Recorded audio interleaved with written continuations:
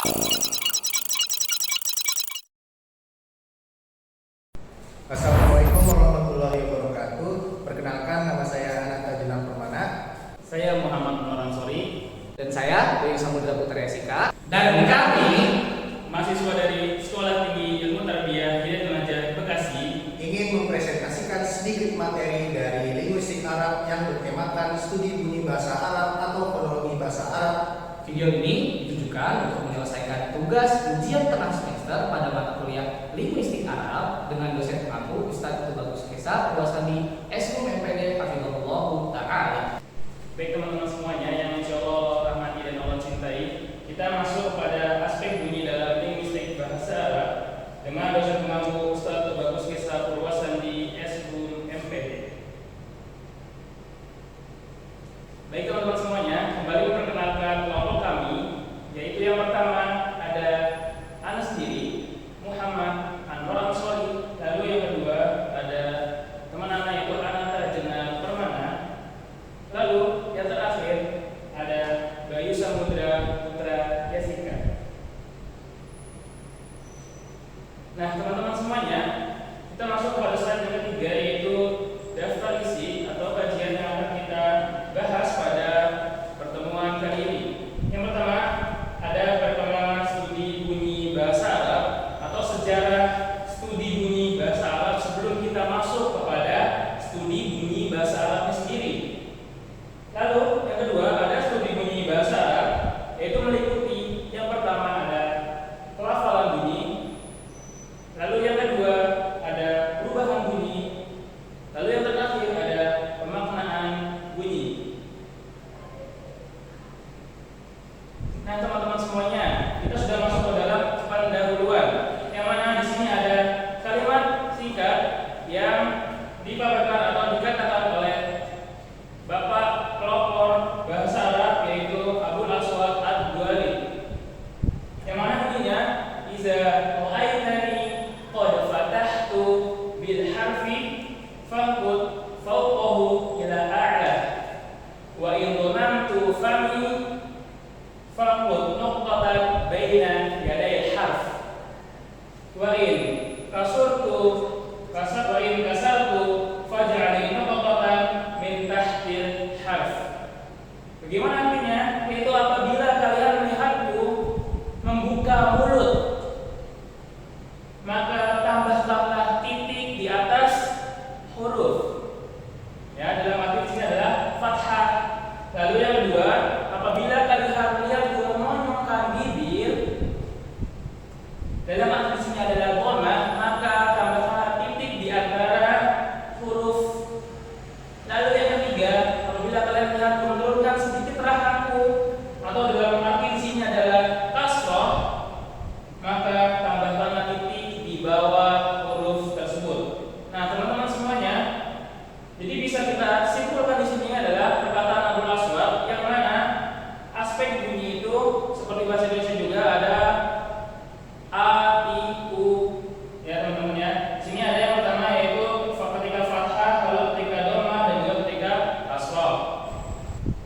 Lalu teman-teman semuanya, sebelum kita masuk kepada aspek bunyi, terlebih dahulu kita mengenal sejarah perkembangan studi bahasa Arab. Nah teman-teman semuanya, kita masuk kepada perkembangan studi bunyi bahasa Arab atau sejarah singkat studi bunyi bahasa Arab.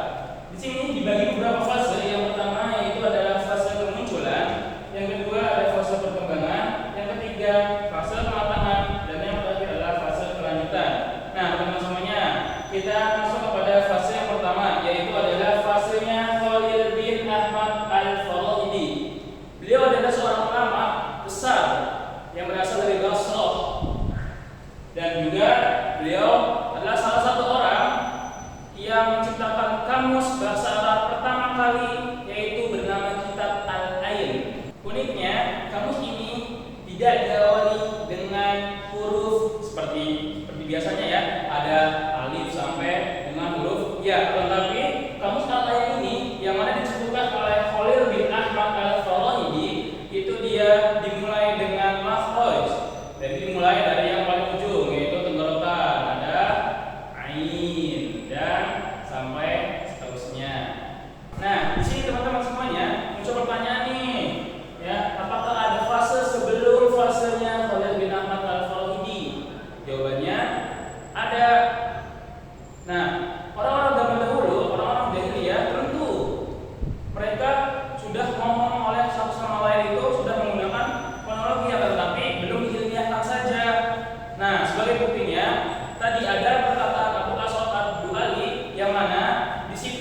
sudah mulai diilmiahkan, tapi belum ditulis seperti itu. Nah, teman-teman semuanya, di sini muncul pertanyaan. Pada zaman kemunculan, terlihat Khalil bin Ahmad Al-Farahidi di sini tuh dia seolah-olah dia itu pelopor pertama. Nah, tuh di sini bisa dilihat teman-teman semuanya ya. Nah, pertanyaan teman-teman nih, apakah sebelum zaman Khalil bin Ahmad Al-Farahidi studi bunyi bahasa Arab tidak ada? Jawabannya sudah ada. Di mana kita tahu? Tadi di awal, yaitu pada slide pendahuluan yang mana di situ dijelaskan atau dipaparkan perkataan Abu Aswad Ad-Duali, yang mana Abu Aswad Ad-Duali itu adalah ulama yang hidup pada zaman sebelum Khalil bin Ahmad Al-Farahidi. Maka dari itu, kenapa di sini ditaruhnya Khalil bin Ahmad Al-Farahidi bukan Abu Aswad Ad-Duali? Karena Khalil bin Ahmad Al-Farahidi adalah orang yang pertama kali mengkodifikasi dan juga mengilmiahkan ilmu perkembangan studi bunyi bahasa Arab. Baik teman-teman semuanya, kita masuk pada fase yang kedua, yaitu fase perkembangan yang mana dibawakan oleh Sibawai. Sibawai adalah seseorang ulama yang dia datang dari Persia. Lalu beliau menulis kitab yaitu bernama kitab Al-Kitab, yang mana di dalam kitab tersebut menulis tentang klasifikasi bunyi secara detail, baik di dalam segi makhraj dan juga sifat, lalu dan juga interaksi antar huruf. Lalu kenapa Sibawai ini adalah pelopor dari interaksi antar huruf tadi? Yaitu karena beliau adalah salah satu orang yang mengaitkan antara studi bunyi bahasa Arab dengan tatanan bahasa dan juga perubahan kata, yang mana disebut dengan morfologi dan juga sintaksis, yang mana kita tahu bersama yaitu adalah ilmu nahwu dan juga ilmu shorof. Nah, kaitannya dengan interaksi antar huruf dalam pelajaran apa? Dalam pelajaran shorof, yang mana dalam i'lal dan juga ibdal, yang itu merubah huruf dengan huruf lainnya untuk menyesuaikan bunyi vokal pada huruf sebelumnya gitu. Contoh, apabila huruf sebelumnya berharokat dhammah, maka huruf setelahnya diganti menjadi wawu. Contoh yang lain, apabila huruf sebelumnya berharokat kasrah, maka huruf setelahnya diganti menjadi ya. Nah, itulah yang dimaksud dengan interaksi antar huruf dalam bahasa Arab. Nah, kita masuk kepada fase yang berikutnya, fase yang ketiga, yaitu fase pengembangan yang dipelopori oleh Abu Al-Fatih Al-Jinni, yang biasa kita sebut dengan atau kita kenal dengan Ibnu Jinni. Beliau wafat pada tahun 392 Hijriah, yang mana beliau adalah seorang ahli bahasa yang sudah menulis dua karya, yang mana karya pertama adalah Sirru Sinatil Arab, yang kedua adalah Al-Khosais. Di dalam Sirru Sinatil Arab, beliau membahas tentang tata bahasa. Lalu di kitab Al-Khosais, beliau membahas tentang makhraj, sifat, dan juga asal-usul bahasa. Nah, dua karya ini saling melengkapi satu sama lainnya. Yang pertama yaitu kitab Al-Khosais, yaitu memberikan pemahaman lengkap tentang bunyi atau vokal huruf. Sedangkan Sirru Sinatil Arab, beliau menjelaskan tentang tata bahasanya. Nah, kita masuk kepada fase yang keempat atau fase yang terakhir, yaitu fase kelanjutan, di mana pada fase ini ulama mulai mengkaji secara luas dan juga secara dalam tentang studi bunyi bahasa Arab. Nah, tokoh-tokoh di sini adalah tokoh-tokoh yang mempelopori fase kelanjutan tersebut, yaitu yang pertama ada Ibnu Sina yang wafat pada tahun 427 Hijriah. Beliau terkenal sebagai dokter dan juga filsuf, akan tetapi beliau juga mempunyai ketertarikan terhadap tata bahasa atau bahasa itu sendiri. Nah, kenapa bisa saya bilang seperti itu? Karena beliau menulis buku Al-Sifah, yang mana di situ dia mengaitkan antara kedokteran dan juga bahasa. Di situ dia menulis antara cara mengucapkan huruf melalui anatomi manusia. Lalu yang kedua ada Zamakhsyari yang wafat pada tahun 538 Hijriah. Beliau adalah seorang ahli bahasa dan juga ahli tafsir.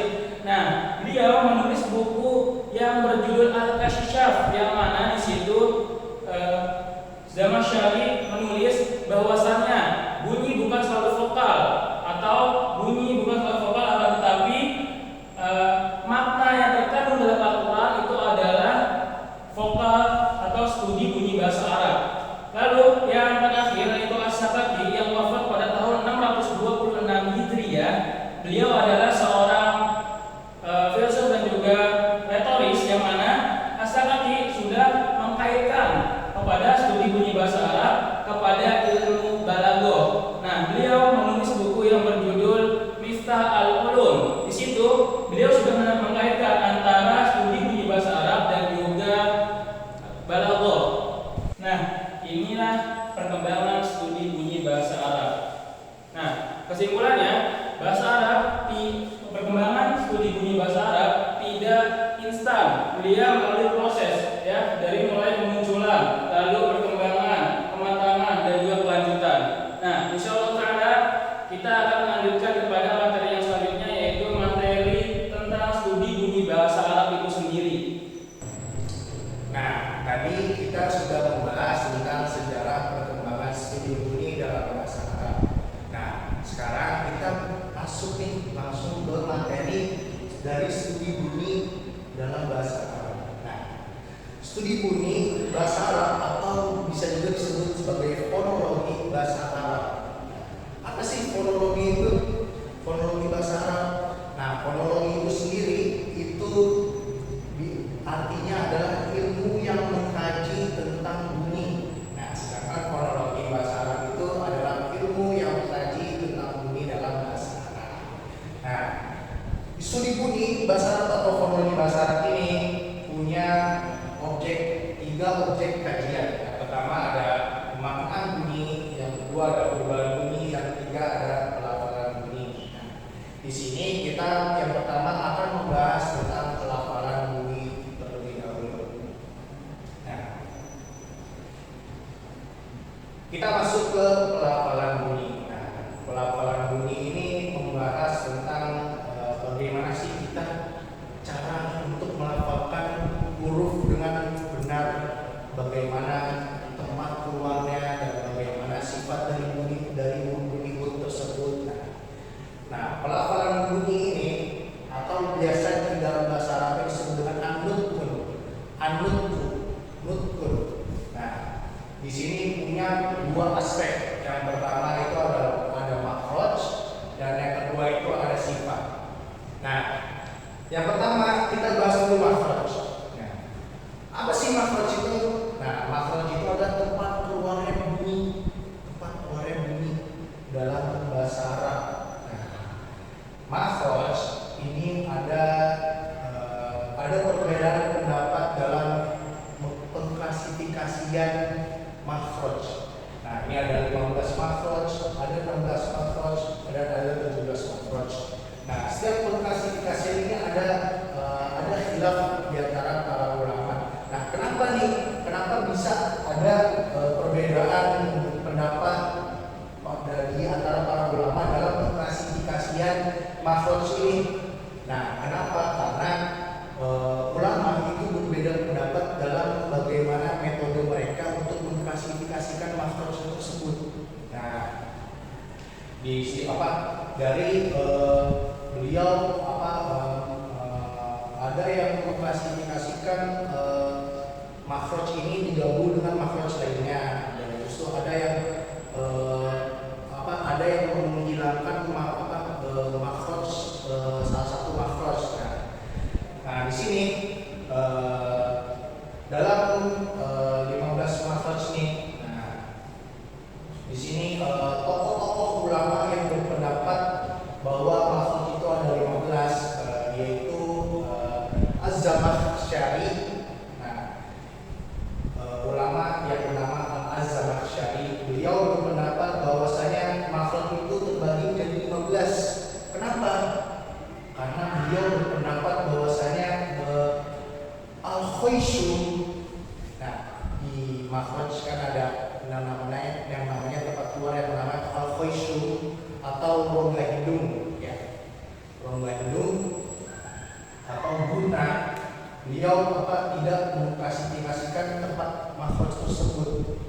Beliau memisahkan al-khayshum. Al-khayshum itu tidak termasuk dalam makhraj, makanya beliau berpendapat makhraj itu hanya ada 15.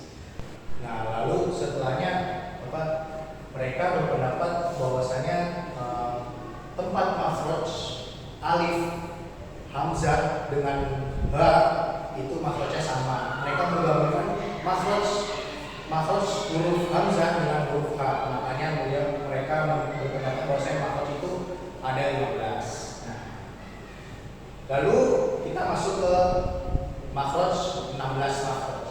Nah, ulama-ulama yang berpendapat bahwasanya makhraj itu ada 16, mereka ada ulama Al-Kisai dan Al-Farad. Nah, kenapa mereka berpendapat bahwasanya makhraj itu ada 16? Nah, dikarenakan mereka tidak memasukkan makhraj al-jauf atau rongga mulut. Mereka tidak menganggap al-jauf itu sebagai makhraj tersendiri. Nah, al-jauf itu kan tempat keluarnya seperti huruf-huruf mad, ya kan? Alif, waw, dan ya. Nah, itu mereka tidak menganggap mereka itu punya makhraj tersendiri. Mereka menganggap alif, waw, dan ya atau huruf-huruf mad ini digabungkan dengan huruf-huruf dengan makhraj yang berdekatan makhrajnya dengan mereka. Nah, mereka digabungkan. Makanya mereka berpendapat bahwa saya makhraj itu ada 16. Nah, lalu kita masuk ke 17 makhraj. Nah, ini yang ulama paling banyak berpendapat bahwasanya makhraj itu terbagi menjadi 16. Nah, tokoh-tokoh ulama yang berpendapat bahwasanya makhraj itu ada 17.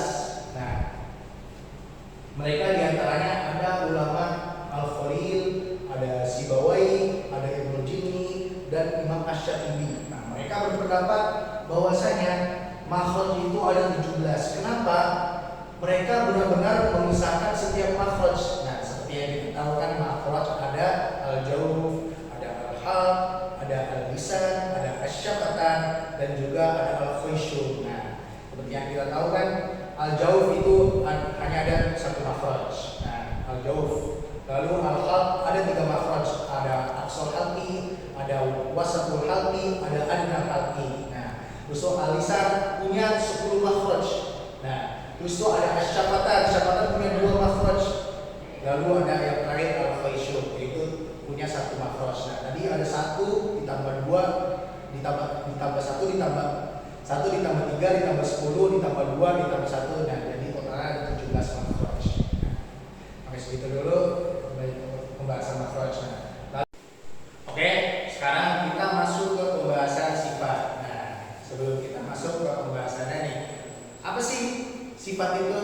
Nah, sifat seperti namanya itu adalah sifat atau karakteristik bunyi dalam huruf bahasa Arab. Nah, sifat ini juga yang membedakan antara huruf satu dengan yang lainnya, walaupun makhrajnya itu berdekatan seperti yang kita jelaskan tadi. Walaupun huruf makhrajnya itu banyak yang berdekatan. Nah, dengan sifat ini kita bisa membedakannya berdasarkan sifat atau karakteristik bunyinya. Nah, sekarang kita masuk ke pengklasifikasian sifat. Nah, kasusnya sama seperti makhraj. Sifat ini cara pengklasifikasiannya, nah, para ulama itu berbeda pendapat. Yang berpendapat sifat itu ada 13, ada yang berpendapat sifat itu ada 17, dan ada yang berpendapat sifat itu ada 19 sampai 44 sifat. Nah, kenapa bisa berbeda? Sama kasusnya juga seperti makhraj. Para ulama itu berbeda dalam metode pengklasifikasiannya. Nah, itu dia sebabnya kenapa berbeda pendapat. Nah, sekarang kita masuk ke pengklasifikasian sifat menjadi 13. Nah,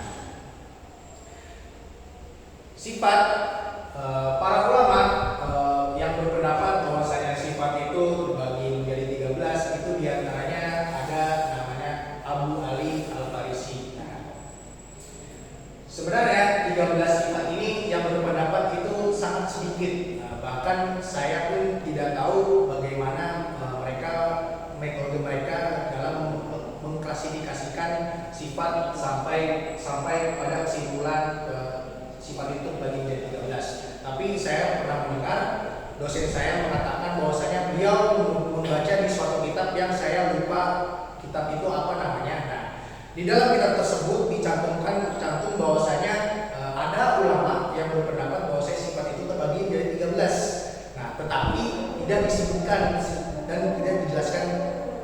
dan tidak dijelaskan secara rinci bahwasanya sifat itu terbagi menjadi 13. Nah, dari sini kita ketahui bahwasanya walaupun kita tidak tahu bagaimana metode pengklasifikasian bagaimana sifat ini terbagi menjadi 13, bagaimana ulama itu cara metodenya.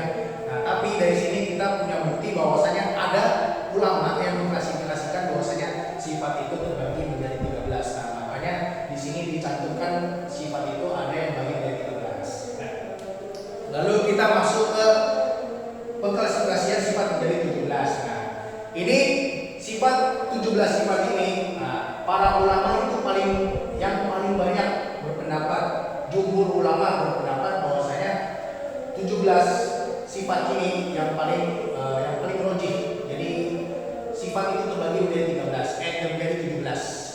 Nah, itu yang paling rojih. Nah, di antara para ulama yang berpendapat bahwasanya sifat itu menjadi 17, di antaranya ada Imam Sibawai dan Khalil. Nah, kenapa sifat itu bisa terbagi menjadi 17? Nah, seperti yang kita ketahui, kan sifat itu terbagi menjadi dua. Ada sifat utama dan sifat cabang. Nah, di pengklasifikasian 17 sifat ini, para ulama yang berpendapat bahwasanya para ulama itu hanya menyebutkan sifat itu hanya sifat utamanya saja. Nah, seperti yang kita ketahui ya, sifat itu ada 17 yang sering kita pelajari. Ada sifat utama ini yang ada 17 ini terbagi lagi menjadi dua. Nah, ada sifat yang berlawanan, yang mempunyai lawan, dan yang tidak mempunyai lawan. Di antara sifat yang berlawanan ini, yang pertama ada hamas dan juga ada jahar. Nah, lalu ada syiddah dan al-ikhwa, lalu ada al-isti'la dan al-istifal, lalu ada al-iqbal dan al-infitah, lalu ada al-isma dan al-idla. Nah, lalu ada sifat yang tidak memiliki lawan, yaitu ada as-sofir, lalu ada al-qalqalah, lalu ada al-lin, lalu ada al-inhiraf, lalu ada at-takrir, lalu ada at-tarakhi, lalu ada al-istithar. Nah, itu sifat-sifat utamanya. Nah, itu yang termasuk dalam klasifikasi 17 sifat itu. Nah, lalu kita masuk ke klasifikasian 19 sampai 44 sifat. Nah, di antara tokoh-tokoh ulama yang berpendapat bahwasanya sifat itu terbagi menjadi 19 sampai 44 sifat, yaitu ada Imam Ibnu Jazari dan ulama-ulama kontemporer, yaitu ulama-ulama zaman modern. Nah, kenapa bisa sampai 19 sampai 44 sifat? Nah, mereka berpendapat dan mengklasifikasikan bahwasanya sifat utama dan sifat cabangnya itu diklasifikasikan semuanya, jadi dihitung. Jadi 17 sifat tadi yang kita sebutkan dan sifat-sifat cabangnya, yaitu seperti ada guna dan ada tafkhim dan ada tartib, dan sebagainya. Nah, ini semuanya dari makhraj dan sifat ini ini adalah unsur-unsur dari pembahasan pelafalan bunyi. Setelah ini kita akan masuk ke pembahasan perubahan bunyi. Nah, tadi kita sudah membahas perubahan bunyi pada era zaman dahulu. Nah, sekarang kita akan membahas perubahan bunyi bahasa Arab di era zaman sekarang. Nah, perubahan bunyinya terbagi menjadi dua, yaitu amiyah dan fusha. Nah, pada zaman dahulu, fenomena perubahan bunyinya terjadi hanya karena perubahan kata pada perubahan huruf pada setiap kata bahasa Arab. Nah, sekarang perubahan bunyinya itu sudah berubah dikarenakan perubahan kaidah dari bahasa Arab itu sendiri. Jadi bahasa Arab pada zaman sekarang itu sudah mulai berubah dari kaidah fushanya. Nah, makanya ini terbagi menjadi dua, ada fusha dan juga amiyah. Nah, fusha itu bahasa Arab yang benar-benar sesuai kaidah bahasa Arab itu sendiri, jadi masih fasih. Nah, sedangkan amiyah bahasa Arab yang sudah keluar dari kaidah bahasa Arab. Di sini perbedaannya yaitu fusha itu terjaga oleh ilmu tajwid secara syafahi. Kenapa terjaga oleh ilmu tajwid? Nah, karena ilmu tajwid itu ilmu yang mempelajari makhorijul huruf dan sifat-sifat huruf, dan juga ilmu yang mempelajari tentang Al-Quran, sedangkan Al-Quran adalah rujukan utama dari bahasa Arab itu sendiri. Nah, makanya terjaga. fusha. Nah, bahasa fusha itu terjaga. Nah, sedangkan Amia itu pelafalannya berubah sesuai waktu dan tempat. Jadi setiap zaman orang-orang yang berbahasa Arab itu menggunakan bahasa Arab itu berubah sesuai dengan waktunya. Jadi sesuai zaman. Mereka seiring berjalannya waktu, mereka mulai keluar dari kaidah bahasa Arab. Nah, akhirnya di zaman sekarang seperti yang kita ketahui banyak negeri-negeri atau negara-negara yang berbahasa ibu bahasa Arab seperti kita ketahui, dan mereka di masing-masing negeri itu memiliki bahasa amiyahnya masing-masing. Jadi bahasa amiyahnya pun berbeda-beda. Seperti yang kita ketahui ada di Mesir mereka amiyahnya pun berbeda. Jadi mereka ingin mengatakan kaifa haluk, mereka mengatakan izaya, lalu dijawab oleh orang yang diajak bicaranya ways. Nah, lalu ada bahasa Sudan amiyahnya pun berbeda. Dia ingin mengatakan, misalnya bahasa fushanya ingin mengatakan ayu syai'in taf'al, tapi orang-orang Sudan, orang-orang yang berbahasa amiyah hanya mengatakan ish taf'al. Ya, jadi seperti itu. Bahasa amiyahnya udah, jadi bahasa amiyah itu bahasa yang mulai keluar dari kaidah bahasa Arab itu sendiri. Nah, sekian pembahasan kita di perubahan bunyi. Nanti Teman-teman sekalian, tadi kita sudah membahas sejarah perkembangan bunyi bahasa Arab. Lalu kita sudah masuk juga ke salah satu aspek studi bahasa Arab, yaitu pelafalan bunyi. Nah, sekarang kita masuk ke aspek yang kedua, yaitu perubahan bunyi. Nah, perubahan bunyi tersendiri kita bagi menjadi dua era atau dua generasi. Nah, ada era zaman dulu dan juga nanti ada era zaman sekarang. Nah, di zaman dahulu fenomena perubahan bunyi ini hanya terjadi pada perubahan posisi huruf dalam satu kata dalam bahasa Arab. Nah, walaupun terjadinya hanya pada perubahan posisi huruf dalam satu kata bahasa Arab ini tidak sama sekali mengurangi kadar kadar kaidah atau kefasihan bahasa Arab itu tersendiri. Nah, karena perubahan posisi huruf ini, maka otomatis bunyinya juga akan berubah. Nah, pada perubahan ini terbagi lagi menjadi dua, yaitu qalbun makani dan juga lahaja. Seperti itu. Baik, sekarang kita masuk ke qalbun makani. Ya. Qalb secara bahasa artinya adalah membalik atau bertukar. Lalu makani adalah tempat atau posisi. Nah, qalbun makani adalah perubahan bunyi yang terjadi dalam bahasa Arab yang terjadinya karena perubahan posisi huruf dengan posisi huruf lainnya. Nah, di antara sebab-sebabnya itu ada 4. Yang pertama, at-takhfif atau artinya adalah meringankan. Nah, orang Arab itu terkadang kesulitan mengucapkan beberapa kata dalam bahasa Arab. Ya, ada beberapa kata dalam bahasa Arab yang kesulitan untuk dilafalkan. Maka terjadilah pertukaran huruf. Supaya apa? Supaya meringankan atau mempermudah orang Arab dalam menuturkan hal tersebut, dalam menuturkan kata bahasa Arab tersebut. Lalu yang kedua, ada yang namanya itu isti'mal al-lahjah atau pengaruh logat atau dialek. Nah, jadi bahasa Arab itu kan banyak kabilah-kabilahnya, suku-suku di dalam bahasa Arab itu banyak.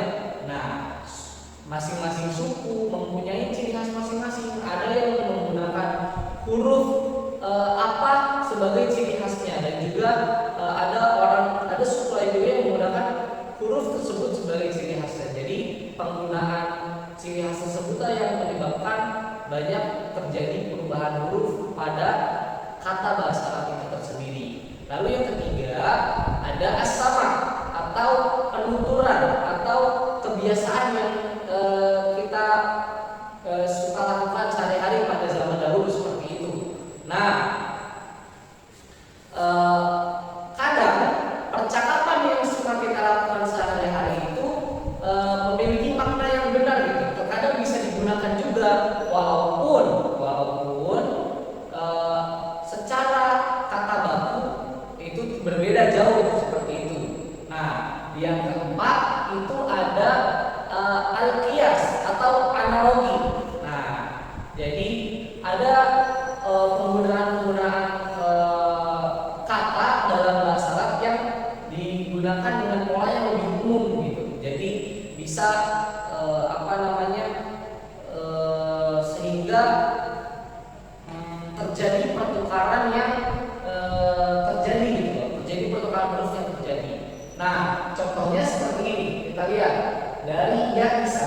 Nah, ya isa terjadi qalbu makani menjadi ain isa.